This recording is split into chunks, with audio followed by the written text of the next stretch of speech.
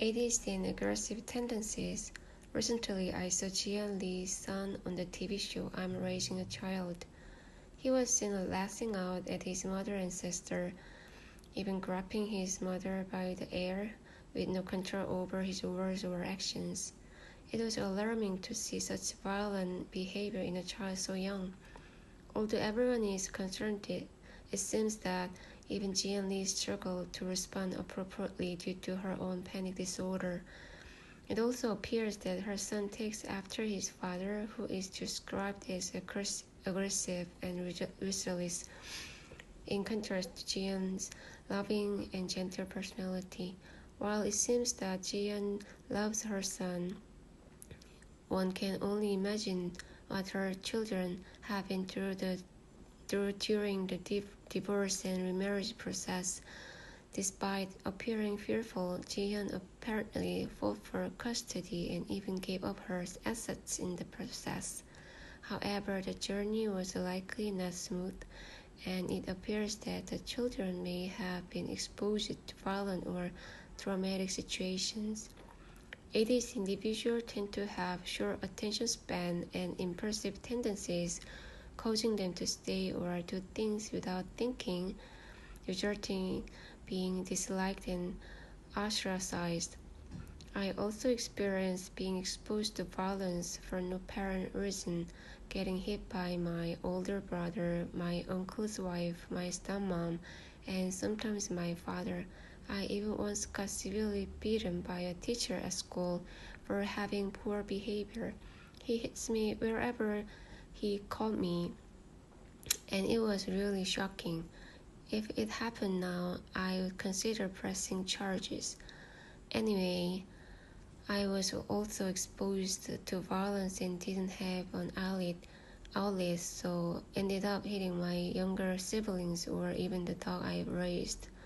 In a scary atmosphere like home, where violence and tension were always present, I felt overwhelmed, and when there was someone who could accommodate me, I couldn't control my behavior or often acted impulsively, much to my surprise. As I attended mission school and developed my faith through worship, my wounds began to heal and my tendency towards violence lessened as I grew older. However, my speech still came out harshly and aggressively at times. One incident that comes to mind is when I followed a senior I met in school to church and ended up hitting a short and unattractive young man there. He was 21 years old as a new student who seemed to be well off, wearing expensive clothes and carrying valuable items. But he drank every day. One day passed out on the street, only to have his wallet and belongings stolen.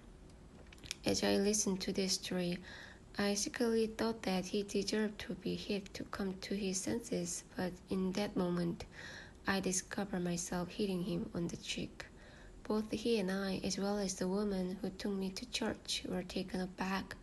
Because it was a church that the young man was a nice guy, I simply apologized and moved on. But if it had happened elsewhere, it could have been much worse. I think my stepmother, teacher, and my bosses at work tried to undermine and control me because I had ADHD and was not in control of my speech and behavior.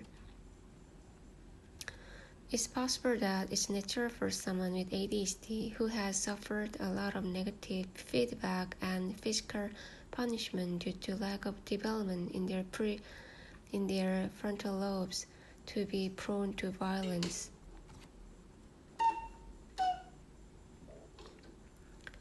I often feel drained between my uncontrolled self, negative feedback from others, and my own inability to understand myself.